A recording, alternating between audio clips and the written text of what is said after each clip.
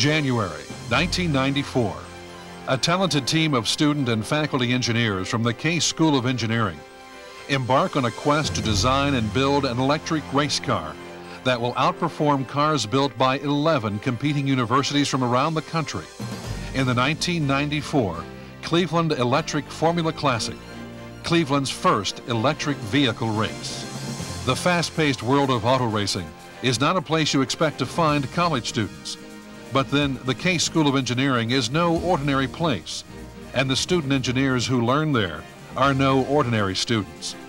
When the Case team set out to compete in the Cleveland Electric Formula Classic, a 50-kilometer race sponsored by Centurion Energy's Cleveland Electric Illuminating Company, no one, students or faculty, knew what to expect. But they had a goal: bring home the Cleveland Electric Cup. If the electric car is to be our next means of transportation, it is efforts like theirs that will send us racing to the future. As a society, we're faced with a very important issue that we must address. How are we going to transport people for the foreseeable future? The electric vehicle at this point in time seems to offer the greatest promise, or at least it's one of the technologies that offers great promise, and one that will take a concerted effort for us to advance. The long tradition of technology transfer has been embodied in students. We educate students, we present them the newest of ideas and even some very futuristic ideas that won't be applied for a long time. And they go off to industry and find applications for it.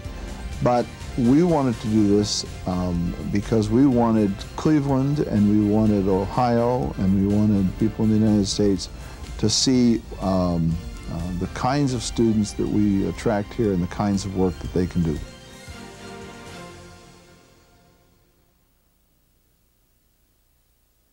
The race was announced in the spring of '93. And scheduled to take place on July 9th the following year. The decision by the Case School of Engineering to enter wasn't made until early January of 1994.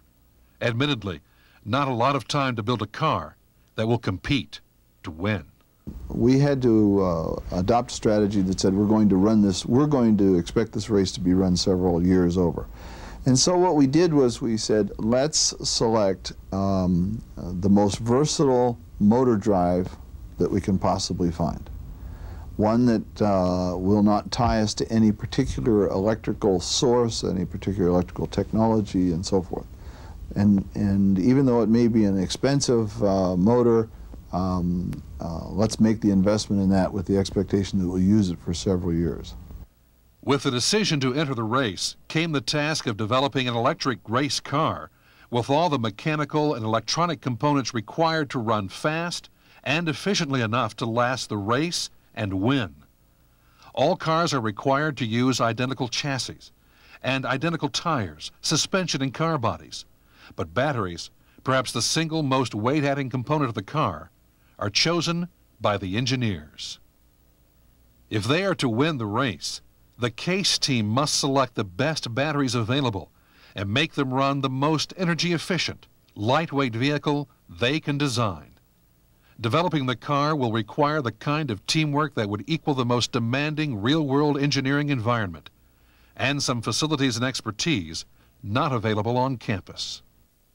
The normal academic process is one in which we recruit students. We do everything with students as individuals. We recruit them as individuals, we admit them as individuals, we teach them, test them, and then we commence them as individuals. And the first thing that happens to them is that they have to become part of a team.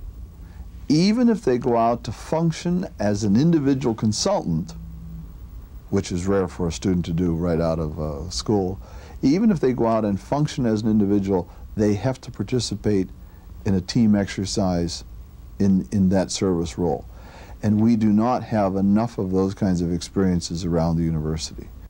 According to Wyatt Newman, Associate Professor of Electrical Engineering, the team initially breaks into 3 core areas: conducting tests on batteries, motors, and transmission. The engineers choose what they feel are the best components. Safety factor for the 1/16th material of 1.3, and we deem that unacceptable.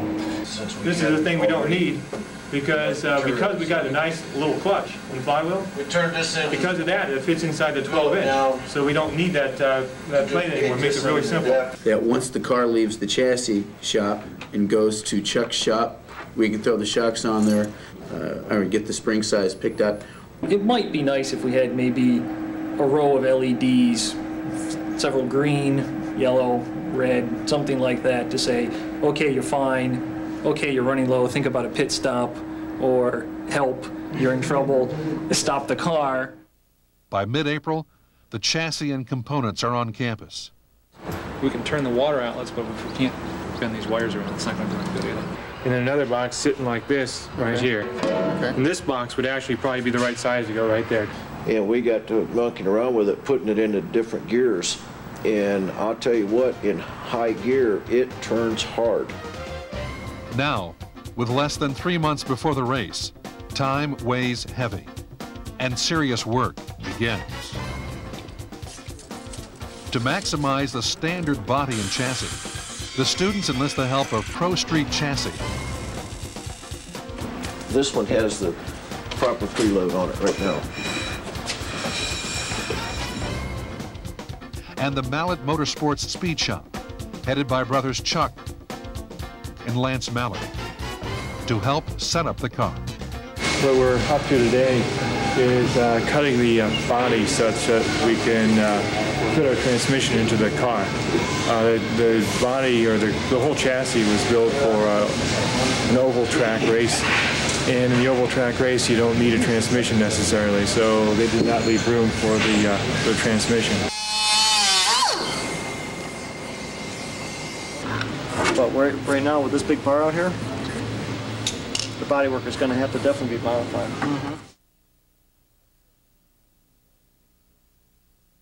Not just anyone can drive a race car, and although the electric cars won't be as fast as their combustion engine cousins, talent and experience will play a big part in deciding who wins the race.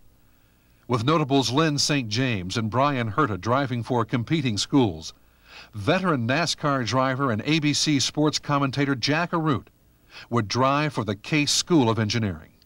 After looking at the car for the first time, it's dramatically different than anything I've been in. We've run some Formula Fords, we've run some modifieds, got some open wheel experience, but when you add the electric car side of it and the electric motor, it's all new territory, and I think that might make it a more even playing field for some of the competitors that I'm going up against, because it's going to be new to them as well.